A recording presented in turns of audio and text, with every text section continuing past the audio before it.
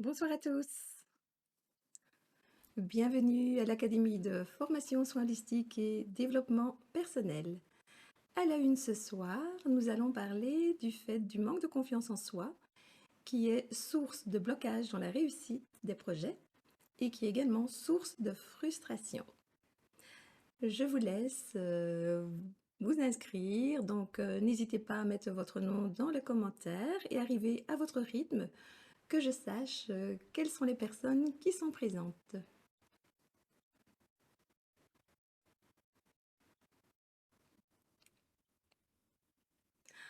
En attendant donc vos réactions, je vais vous parler de l'objectif de l'Académie de formation en soins holistiques et développement personnel.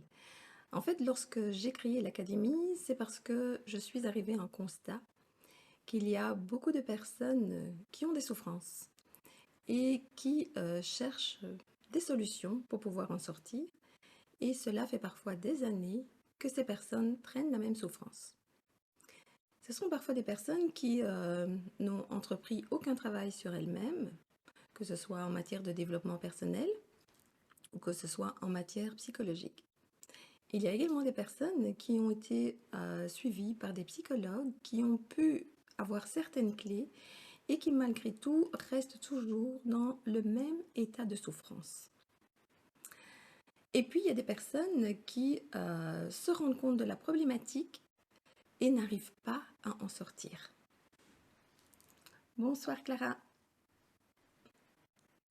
Bonsoir Béatrice, bonsoir Dominique, bonsoir Sandra, bonsoir Elodie.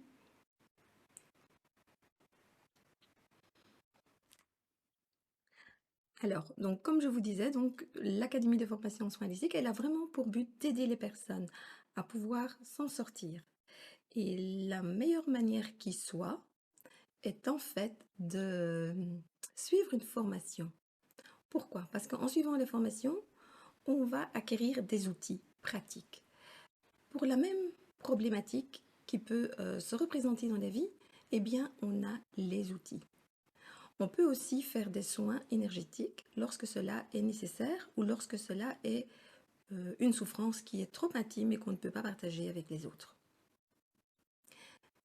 L'Académie de formation en soins holistiques et développement personnel a également pour but de pouvoir aider les personnes qui souhaitent être thérapeutes, qui ont déjà suivi un parcours en tant que thérapeute, qui ont encore des difficultés à se lancer parce qu'elles sentent qu'il leur manque encore certaines pratiques.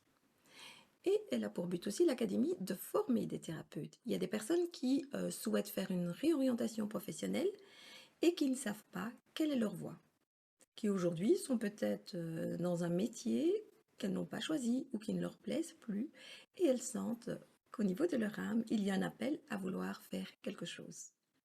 Et donc, lors de ces formations et accompagnements, c'est vraiment aider les personnes à trouver leur voie, car on va aller vraiment chercher les ressources qui leur sont propres. Voilà, dites-moi un peu, est-ce que vous m'entendez correctement? Est-ce que vous m'entendez correctement? Oui, bonsoir Josie, mais non, tu n'es pas en retard. Bonsoir Karine, bonsoir Marie-Pierre. Voilà. Alors, ce que je vais vous demander également, c'est que vous puissiez mettre dans les commentaires quelqu'un qui a un manque de confiance en soi, quel va être l'impact dans sa vie? Qu'est-ce que ça va provoquer? Voilà, si vous pouvez le noter dans les commentaires, donc j'adore que nous partageons ensemble. Ça peut également aider d'autres personnes. Et nous allons donc voir ensemble quelles sont en fait les raisons d'un manque de confiance en soi. Ok, merci Karine. On m'entend bien, c'est super. Donc, quand on a un manque de confiance en soi, eh bien, en fait, la personne va avoir peur d'oser dire. Donc, elle a des choses à dire, que ce soit dans son couple, que ce soit vis-à-vis d'une amie, que ce soit vis-à-vis d'un groupe, que ce soit au niveau professionnel. Donc, elle va se taire, et ce, pour plusieurs raisons. Ça peut être peur de blesser l'autre, ça peut être peur du ridicule, peur d'être jugé, peur de mal dire. Quand on a aussi ce manque de confiance en soi, on a peur de s'exprimer. et surtout de s'exprimer quand c'est un groupe, quand c'est en public. Donc la personne peut même perdre ses moyens. Quand on a un manque de confiance en soi, mais on a peur de faire les choses. On a peur d'être du ridicule. On a peur de ne pas se sentir à la hauteur. Voilà, donc Elodie me dit oui. Donc on ne va pas oser, donc Elodie dit ne pas oser prendre des décisions et de dire certaines choses, effectivement. Josie me dit des crises d'angoisse, de stress, oui, de peur de parler, effectivement. Et c'est vrai, Dominique, il y a des personnes qui ne vont pas oser faire des choses qu'elles voudraient faire pourtant.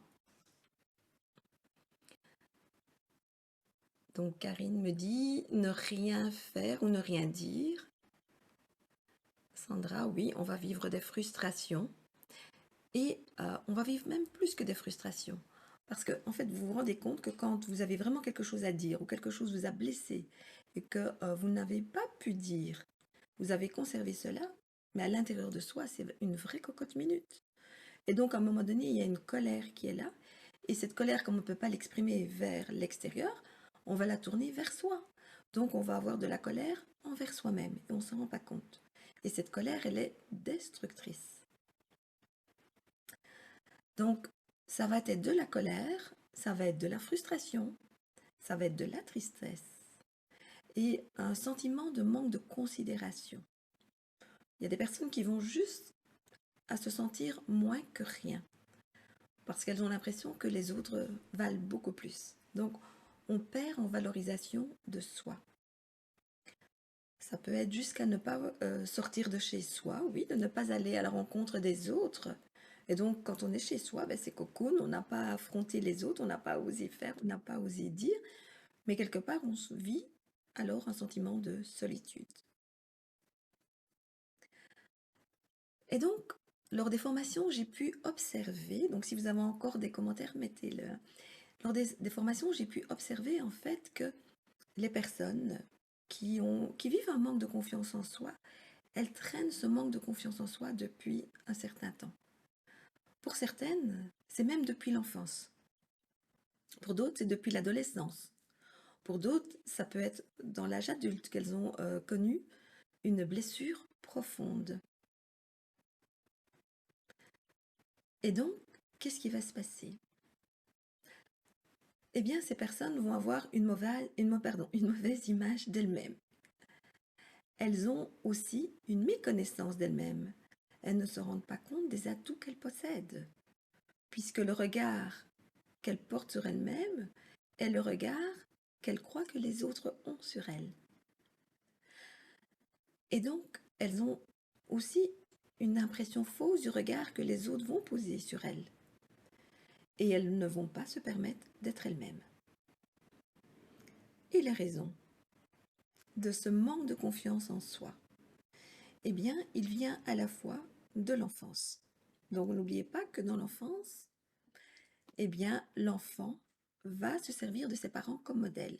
Si un enfant vit avec des parents qui sont timides, réservés et qui manquent de confiance en soi, alors que cet enfant a peut-être déjà ce potentiel en lui de pouvoir s'émerveiller par rapport au monde et d'oser, eh bien cet enfant peut s'éteindre. Par mimétisme, il va adopter la même attitude que les parents. Et donc, quelque part, mais pour lui, ce manque de confiance en soi ne lui appartient absolument pas. Et donc, comment pour lui connaître l'origine? Oui, il va dire mes parents étaient comme ça, mais comme il n'a pas eu d'autres modèles, mais il ne sait pas comment faire pour retrouver cette confiance en lui-même. Pour d'autres enfants, donc le manque de confiance en soi va trouver aussi sa source au sein de la famille. Il y a des parents qui sont parfois très exigeants avec leurs enfants, qui ne sont jamais satisfaits et qui exigent toujours plus. Et donc c'est oh, tu n'y arriveras pas, tu es incapable. Et puis d'autres parents qui vont sans cesse comparer l'enfant avec un frère ou une sœur qui fait mieux.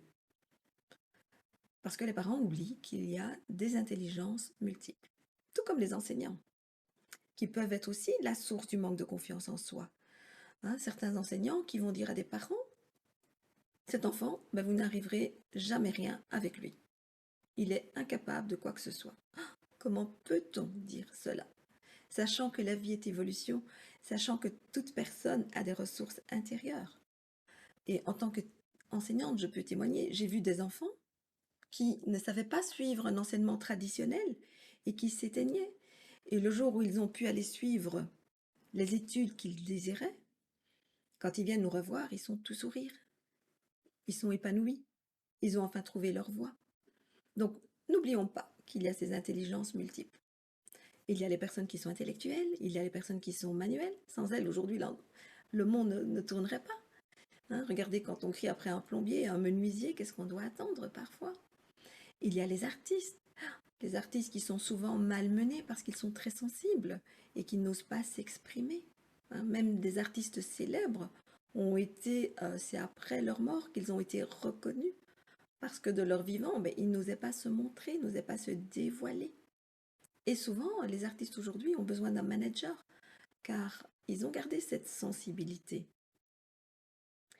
Et puis dans l'âge adulte, il y a également les personnes qui, à un moment donné, ont été confrontées, soit dans une relation de couple, soit dans une relation d'amitié, où il y avait l'autre qui avait emprise sur la personne. Et cette emprise, au départ, la personne ne peut pas s'en rendre compte.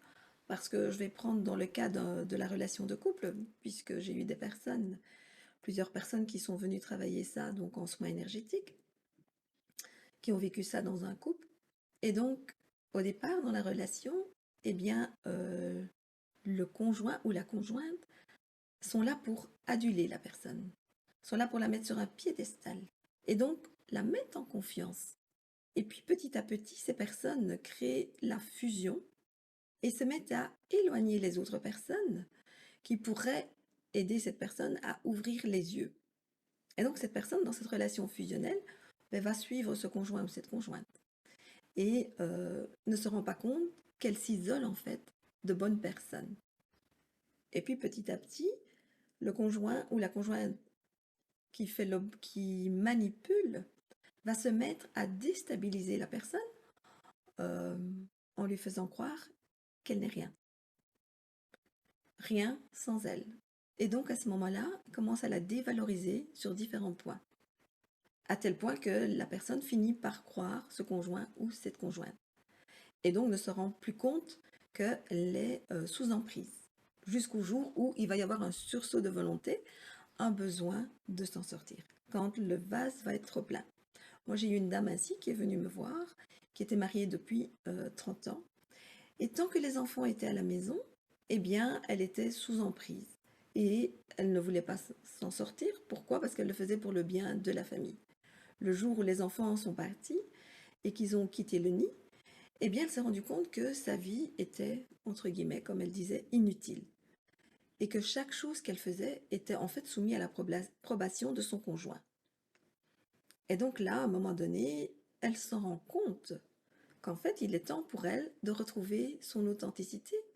Et donc, ça va repasser par la confiance en soi.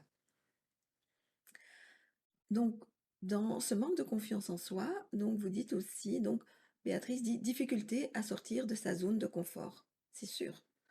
Sortir de sa zone de confort demande, on va dire, pour le mental, à prendre des risques. Or, il n'y a aucun risque.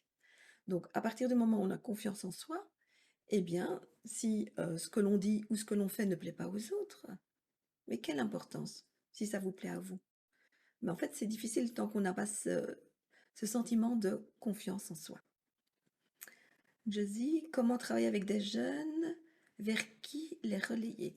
Si ce sont des jeunes qui ont un manque de confiance en soi, ben là, ce serait utile de faire venir un formateur ou une formatrice extérieure pour les aider, donc dans le cadre d'une formation, parce que les jeunes ont parfois difficile, puisqu'ils sont habitués avec leurs enseignants, de pouvoir se dévoiler.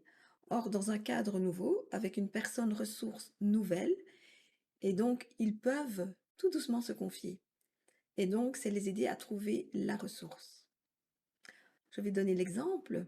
Lorsque je fais des formations, donc justement sur la confiance en soi, eh bien dans l'observation, c'est vraiment de dire, ah, mais la personne, la première chose qui se passe, c'est que, un, elle a le courage d'être présente, deux, elle va avoir le courage de s'exprimer, 3, elle va se rendre compte qu'en fait, elle n'est pas seule à vivre ce manque de confiance en soi et qu'il y a d'autres personnes et qu'il y a d'autres degrés de manque de confiance en soi.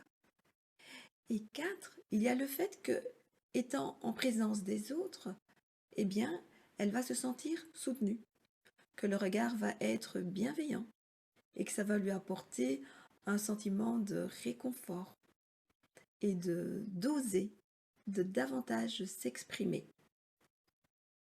Donc, n'oubliez pas que la personne qui manque de confiance en soi, mais quelque part, elle est malheureuse parce qu'elle n'est pas soi-même et qu'en fait, elle a occulté également quelle était l'origine de cette souffrance.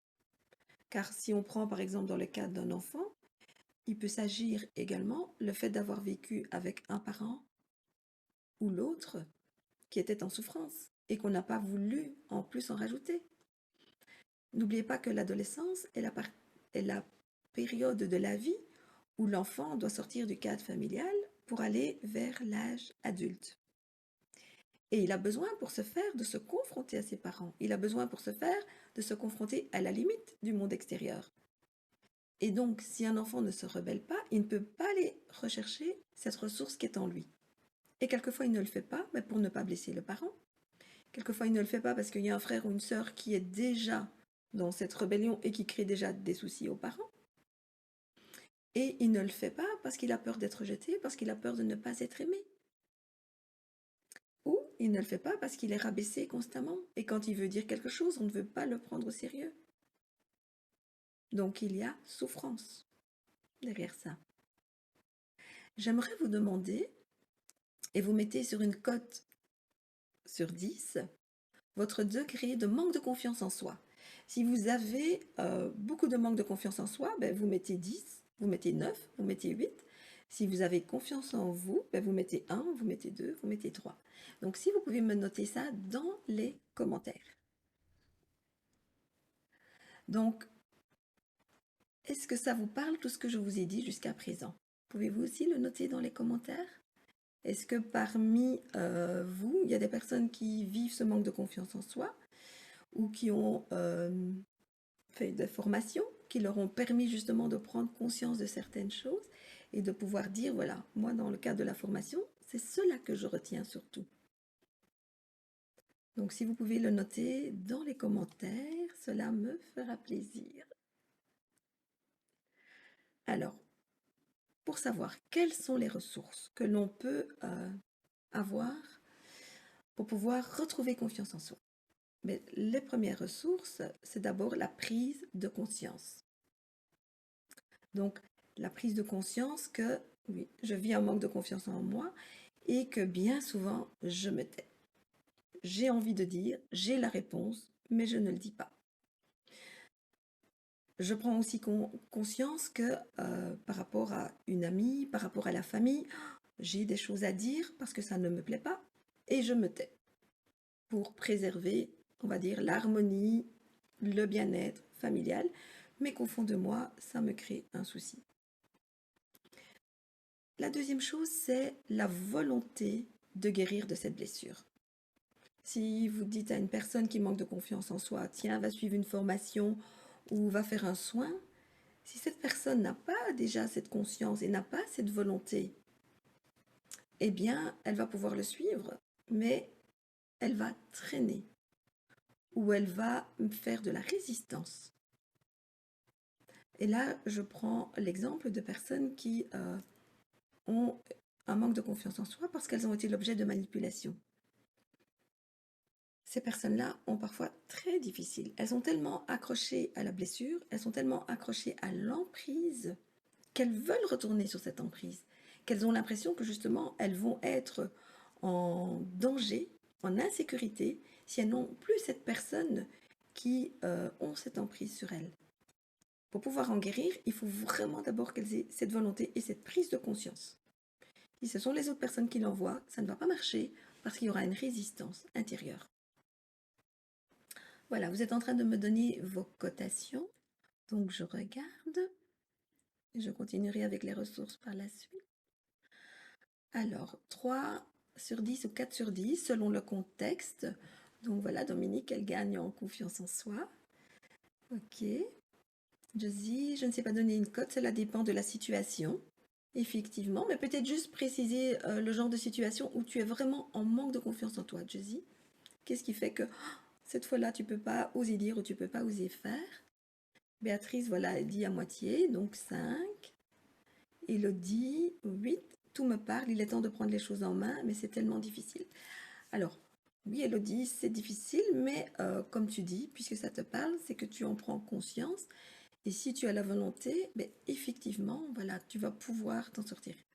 Moi, je prends l'exemple hier d'une des personnes qui était à la formation, Valentine. Il y a 15 jours, Valentine était vraiment dans un état sans dessus-dessous, on va dire. Et hier, j'ai vu quelqu'un de transformé. En 15 jours, voilà, cette prise de conscience est faite en elle. Et c'était même elle qui donnait des conseils vraiment judicieux aux personnes. Sandra, 5, ça dépend du contexte. Voilà, donc je pense que voilà, le contexte en petit groupe, on peut oser, mais quand c'est en public, là, ça devient certainement très difficile. Marie-Pierre, effectivement, dans certaines situations, la confiance en moi est bonne, dans d'autres, c'est plus compliqué. Donc voilà, c'est aussi de prendre conscience, voilà, quelles sont ces situations? Est-ce que c'est le fait du public? Donc le public représente un peu le monde extérieur, donc représente les inconnus qui peuvent nous juger. On a peur du ridicule parfois, on a peur de ne pas être à la hauteur. Et donc ça vient des injonctions extérieures, des injonctions qu'on a entendues, que ce soit dans l'enfance, dans l'adolescence, que ce soit par les parents, que ce soit par les enseignants, que ce soit parfois par des personnes proches au niveau de la famille. Donc, bien tenir compte de ça. Parfois, ça peut être un frère, parfois, ça peut être une sœur qui était plus âgée et qui ont aussi voulu avoir de l'emprise sur soi. Donc, c'est aussi pouvoir se défaire de cela. Ah oui, alors je vais aller voir le message. Donc, Karine me dit 8 sur 10, donc un grand manque de confiance en soi. Je confirme tout ce que tu viens de dire. Je commence les formations et c'est beaucoup d'émotions et je veux changer. Donc oui, c'est vrai, Karine. Donc moi, j'ai déjà vu hier, quand tu es arrivée, donc dans ton attitude, ton comportement, qu'il y avait déjà un changement, qu'il y avait déjà une prise de conscience, et que à la fin de la formation, mais voilà, il y a vraiment cet espoir de changement qui est là. Donc là, je te rassure vraiment qu'avec cette volonté et qu'avec tout ce que tu vas faire, mais le changement va s'opérer d'ici peu. Donc tu avais Valentine à tes côtés, tu as pu voir Valentine en 15 jours. Quelle transformation déjà! Alors je regarde, oui. Donc n'hésitez pas donc à le noter. Et donc voilà, donc dans les ressources, je rappelle vraiment, il y a la première chose, c'est la prise de conscience. La deuxième chose, c'est la volonté. Quand on a la volonté, donc on va vraiment suivre les conseils qui nous sont donnés, on va vraiment donc agir en ce sens et donc on va pouvoir changer les choses. Donc Josie me dit, face à la hiérarchie, pourtant j'ai des fois plus d'expérience qu'eux au niveau professionnel et surtout quand je dois faire des mails. Alors, ben là, si tu dois faire des mails, donc là, tu as un petit peu de recul. Donc, ça veut dire que tu dois prendre conscience de quelle est la peur, de quoi tu peur qu'on te juge. Et il est parfois, donc quelquefois, plus facile de le faire par écrit que de le faire de vive voix. Et pour certaines personnes, c'est l'inverse, parce qu'elles se disent que les écrits vont rester, alors que de vive voix, voilà, elles sont entraînées à dire les choses et que elles vont peut-être aussi être amenées à pouvoir les dire parce que l'autre personne va donc rétorquer quelque chose qui vont faire qu'elles vont pouvoir s'exprimer. Donc, par rapport à la hiérarchie, mais souvent, c'est quand on a été brimé dans l'enfance par rapport à une autorité, que ce soit les parents, que ce soit les enseignants, ou un adulte qui vous a brimé donc dans l'enfance. Et parfois, on a occulté. Alors, quand je parle d'occulter dans l'enfance, quand c'est source de souffrance, on occulte pour une raison, parce que on n'a plus envie de souffrir. Or, la mémoire, elle est toujours vive. Donc, n'oubliez pas que tout est vivant en nous et que cette mémoire qui est vive, ben, elle va donc se retourner d'une autre manière puisqu'elle va créer la souffrance. Et c'est nécessaire d'aller replonger à la source de cette souffrance pour pouvoir en guérir. Karine me dit cool, j'espère bien en tout cas. Dominique, moi c'est problématique face à des personnes qui m'impressionnent ou m'intimident. Voilà, et donc c'est toujours la même chose, c'est toujours une personne dans l'enfance ou dans l'adolescence ou dans l'âge adulte qui a créé donc cette emprise sur vous. Et donc c'est vraiment aller à la source de cette problématique pour pouvoir s'en sortir. Et donc pour les personnes qui sont en accompagnement, et donc elles vont recevoir donc ces différentes techniques, ces différentes formations pour vraiment pouvoir s'en sortir et pouvoir être vraiment confiante en soi. Karine dit relire au moins 5 fois son mail avant de l'envoyer et ne jamais le faire sur le coup de la colère ou si tu es choqué. Ça, c'est sûr. D'accord? Donc ça, c'est vraiment pas... si on est en colère ou si on est choqué, on va dire j'ose, j'ai confiance en moi. Non. D'accord?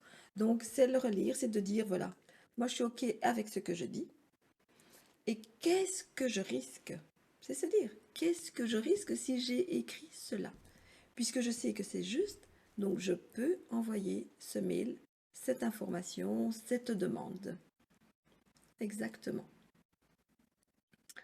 Donc dans les ressources, c'est aussi se faire aider.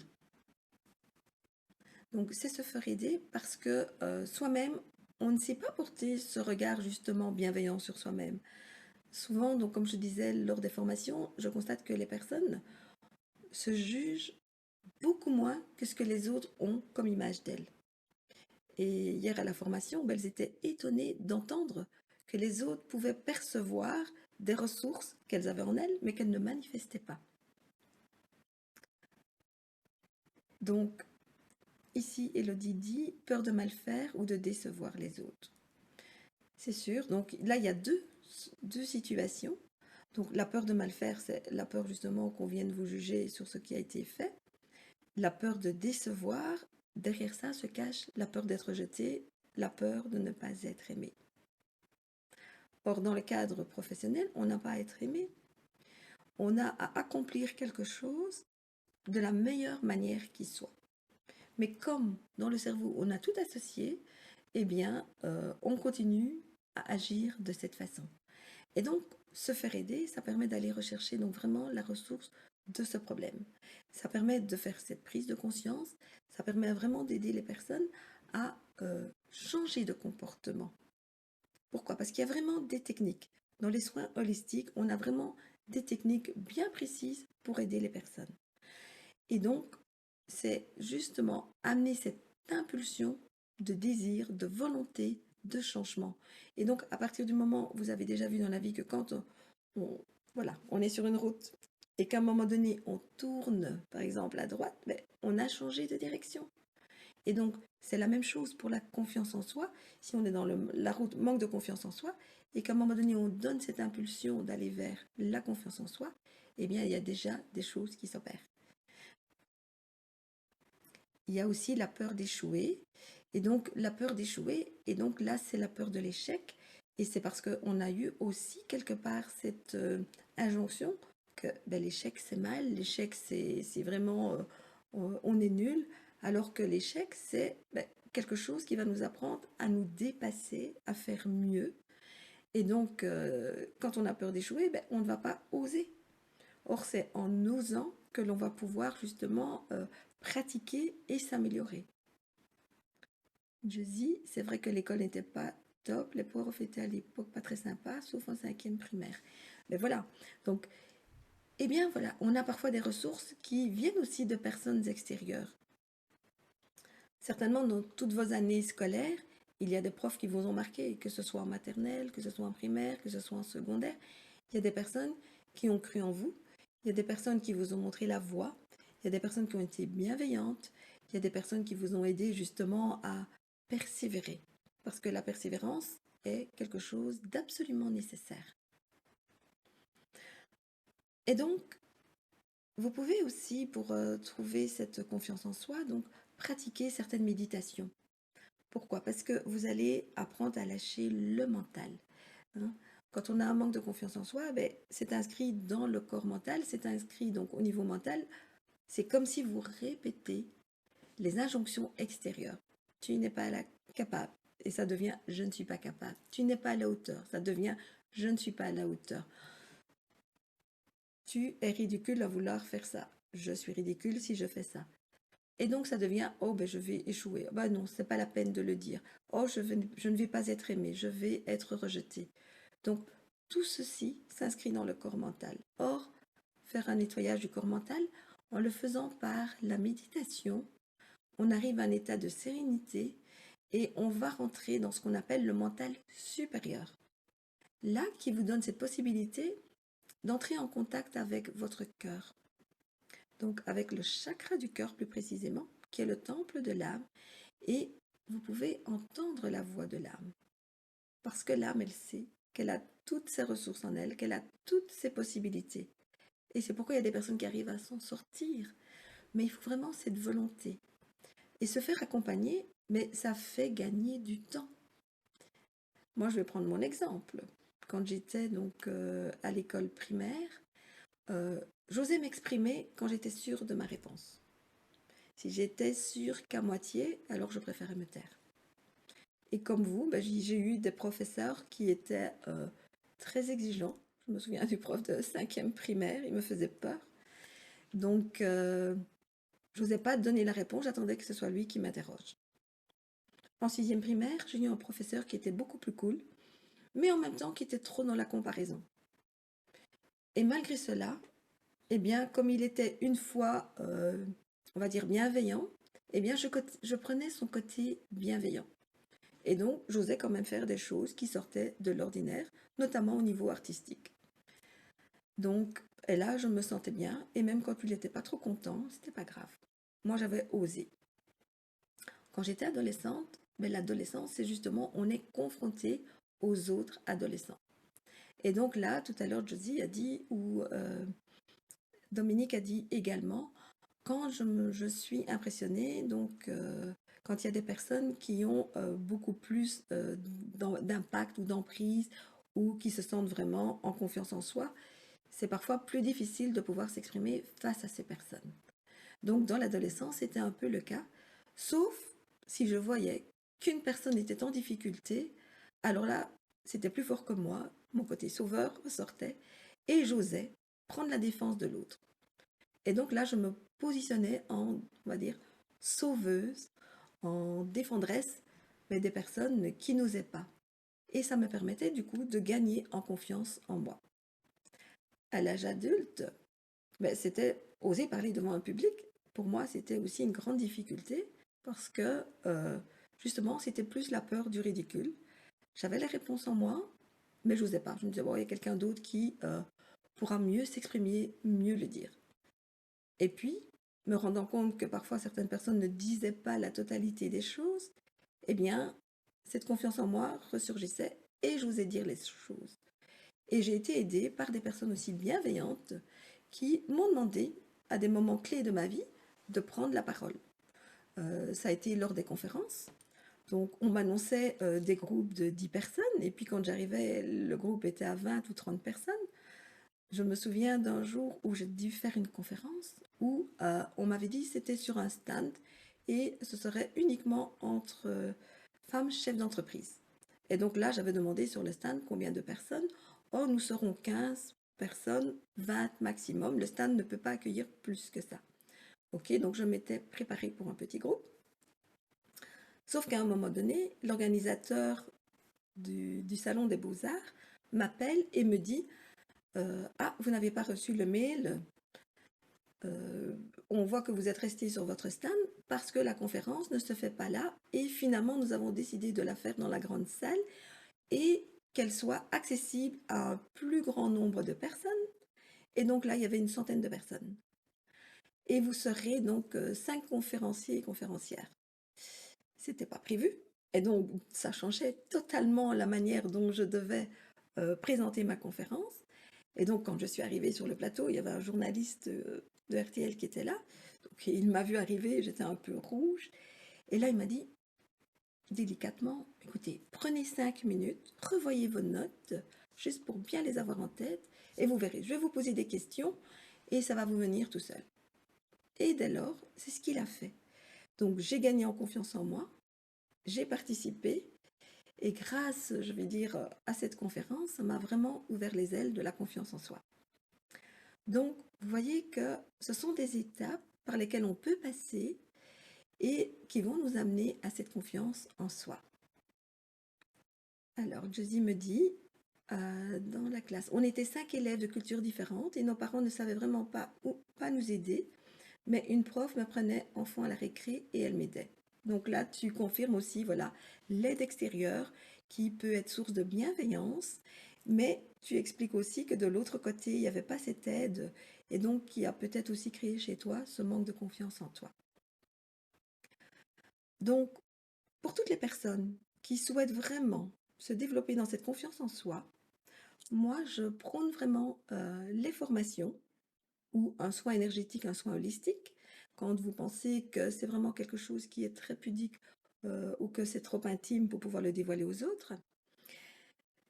Et ces formations, donc si vous avez envie d'un accompagnement, donc vous n'hésitez pas à donc de nouveau à le mettre dans les commentaires, donc développement personnel pour la confiance en soi.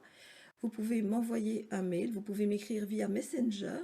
Donc c'est avec plaisir que je vous recontacterai, que j'en parlerai avec vous. Cela ne vous engage en rien.